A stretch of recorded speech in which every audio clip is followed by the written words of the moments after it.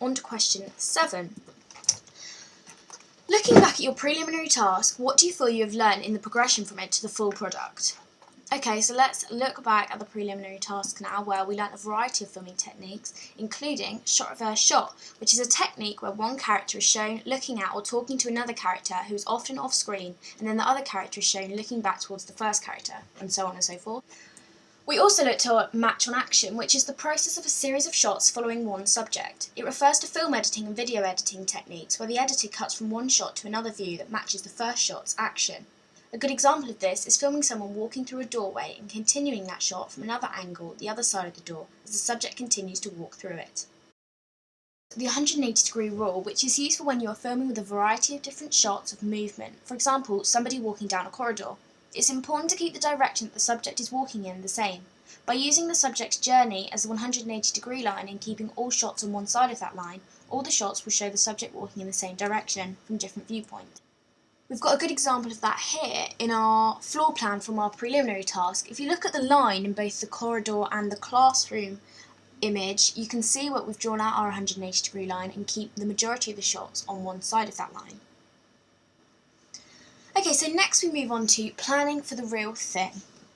Basically, by doing this, we just put our prelim planning into use. So we created brainstorms, a storyboard, recce, treatment, and we also went to quite a lot of effort into putting our evidence as photographs. So there's some examples of that here.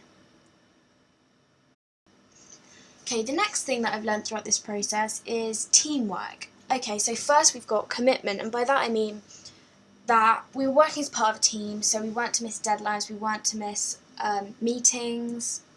As I said, meeting deadlines, especially for the prelim, we were all working as part of a team. That meant we needed to share data and things, and actually we've done that using different medias such as a Facebook photo album for the photos that we took whilst on location. We also used email a lot to send each other links to videos and work that we'd done prior, and we also had to make a lot of group decisions. For example, actually coming up with the genre of our film, what we wanted it to be. We did eventually decide on psychological thriller.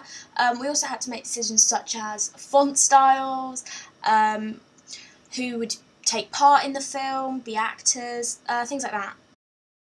Okay, so the next big thing was editing. So if we look back to our prelim task, it was very short, only about 30 seconds long, and there wasn't much editing needed, and therefore there wasn't much skill needed. Whereas in this final opening sequence, it was 2 minutes, which I've come to learn that is a lot longer than it sounds. We needed a lot more footage than we initially thought we did, and it also meant that we needed a lot more editing. It meant that we had to put consideration into pretty much everything, including the font size, the positioning of the credits and the font colour, and as a group we had to discuss all of this and come to a group decision.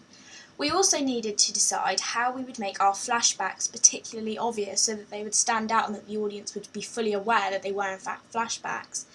So the way that we ended up doing this was by giving the footage a yellowy tinge and putting a blurry effect on top of it in order to give it a dreamy kind of effect that the audience would recognise as a flashback. And I've just got some photos for you here of our editing process, so you can see where we've positioned the credits and the font we used.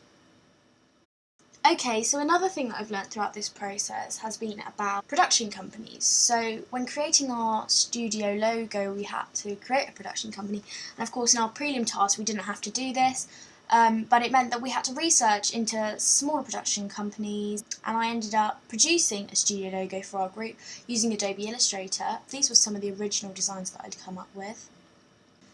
We then created our final logo, which was this. We also then went on to animate it and gave it a kind of spinny effect, which you can see on our final film. And we basically did this by using the same editing software that we use for the opening sequence, which is PowerDirector, and this also gave us some initial idea of how the program works. So in summary, the things I have learnt throughout this process are working as part of a team, working as part of a group, as part of a production company. I've learnt how to make a detailed and comprehensive plan and structure everything so that we were basically prepared for anything. I've learned more about how to use the editing software and create something that I'm really proud of. And also just using my initiative and trying to think of ideas and contribute to the group and produce a short piece of film that I'm really happy with and have lots to talk about.